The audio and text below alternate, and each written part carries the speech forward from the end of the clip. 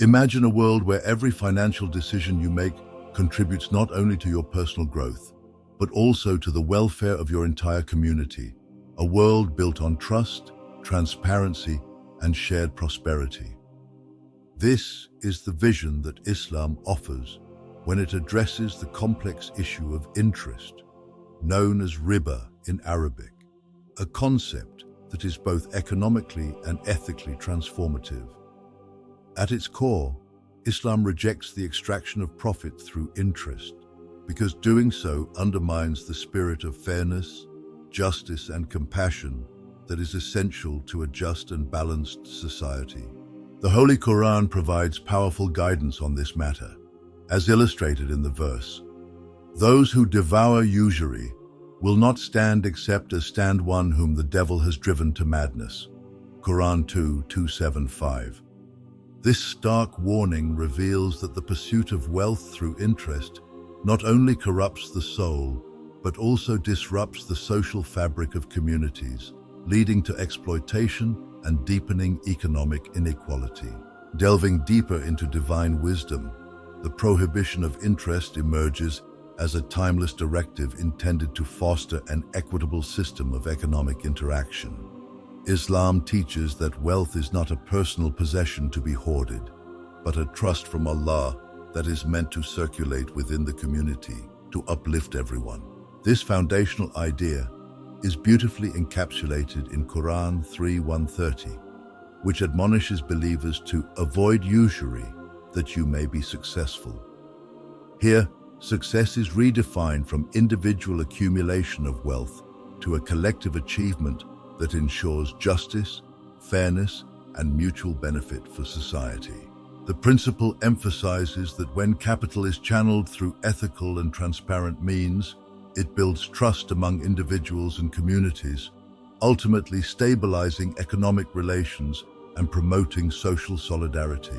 The prophetic tradition further elaborates on this principle with numerous hadiths that warn against the perils of riba. In one significant narration recorded in Jami at-Tirmidhi, the Prophet Muhammad, peace be upon him, categorically identified interest as one of the 7 destructive sins, emphasizing its severe implications for both personal spirituality and social cohesion. This stark categorization not only underscores the gravity of engaging in riba, but also encourages believers to adopt financial practices that promote risk-sharing and genuine economic participation. These teachings paved the way for the development of innovative financial models, such as mudaraba, profit-sharing, and musharaka, joint ventures, which form the backbone of modern Islamic finance. In these models, both risk and reward are shared equitably among all parties, ensuring that economic success is not achieved at the expense of another's dignity or welfare.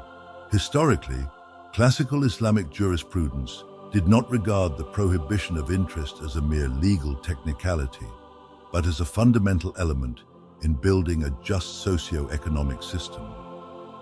Early scholars meticulously analyzed various forms of financial transactions, arguing that only asset-backed and tangible dealings could ensure the fairness required by divine law. The Quran itself, in verse 2282, the longest verse in the Holy Book, provides comprehensive guidelines for documenting commercial transactions, thus preventing ambiguity and exploitation. This emphasis on clarity and accountability in contracts was revolutionary.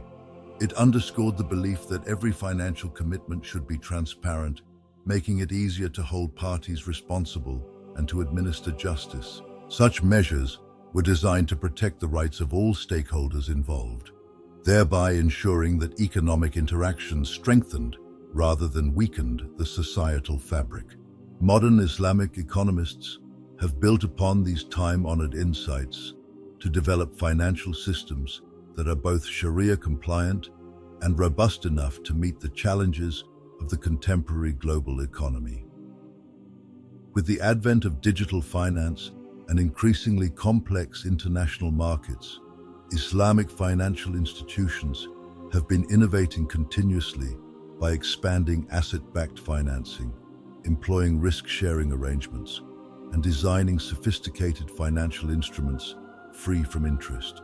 Countries like Malaysia, the United Arab Emirates, and Saudi Arabia serve as prime examples where Islamic banking has not only coexisted with conventional systems, but also thrived by offering products like sukuk, Islamic bonds, which represent a share in tangible assets rather than a promise of fixed returns. Studies conducted by institutions such as the Islamic Research and Training Institute highlight that these models often show greater resilience during financial crises, as they are less prone to speculative bubbles and volatility due to their inherent emphasis on real economic activities and ethical investment.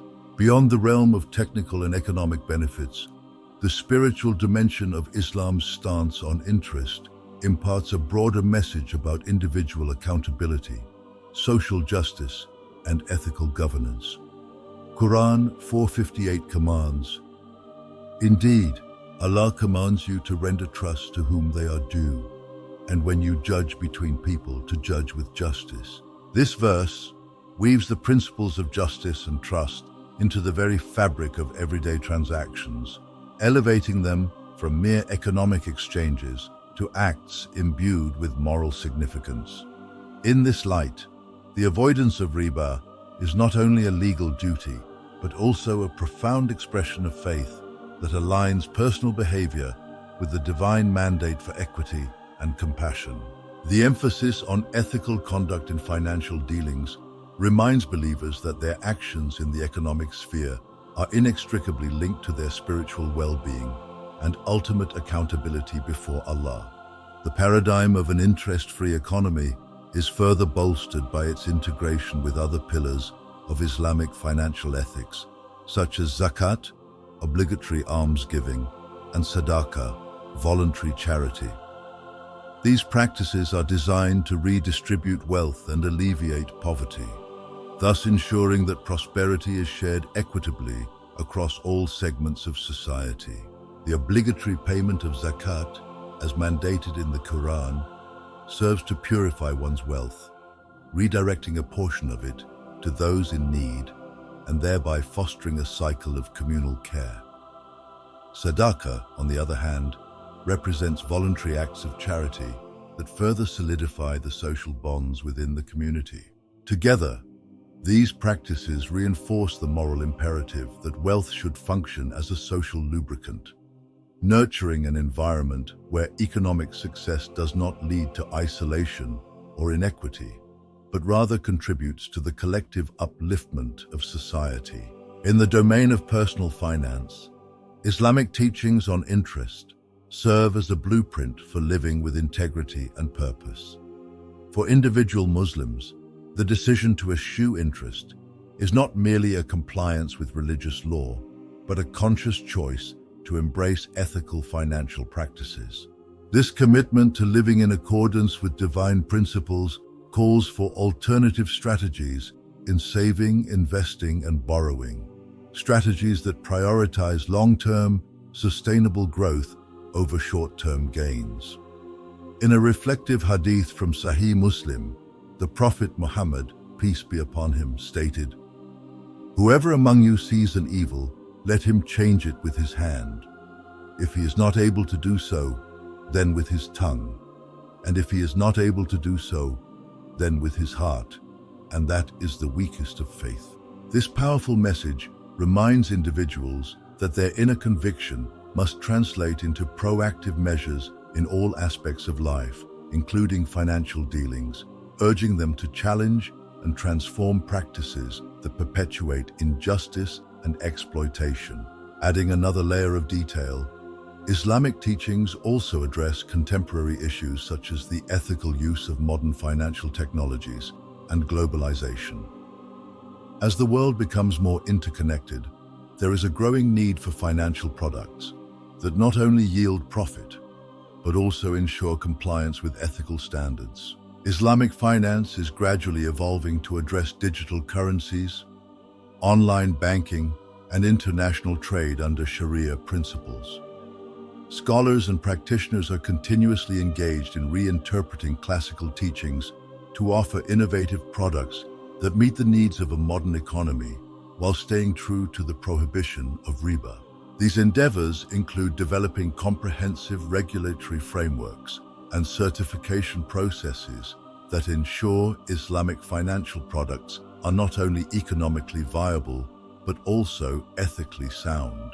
The impact of these innovations transcends economics, reaching deep into the fabric of social life by promoting a culture of mutual respect and shared responsibility. In many parts of the world, the success of Islamic finance has led to broader social reforms where financial practices are re-evaluated to prioritize human dignity over mere profit. This has fostered environments where ethical investment is not just a niche market, but a holistic approach to governance and community development. Consequently, there is an increasing recognition that sustainable development is inherently linked to financial systems that respect and preserve human values, a notion that resonates strongly with the universal message of the Quran and the teachings of the Prophet. Ultimately, Islam's rejection of interest is a transformative principle with profound implications for both personal conduct and societal organization. It challenges us to reimagine wealth as a collective blessing rather than an individual right, fostering economic practices that protect the vulnerable, promote justice, and build a resilient community. Through the power of risk sharing, the clarity of well-defined financial contracts, and the integration of mandatory charity, the Islamic economic model offers a holistic approach that resonates deeply in today's world. A world where ethical imperatives and financial practices can coexist to create systems that promote both economic vitality and social equity. With every profit-sharing initiative, every act of charity, and every ethically guided transaction, the timeless principles of Islamic finance offer a beacon of hope, a call to build a future where economic prosperity harmoniously aligns with the quest for justice, transparency, and human dignity.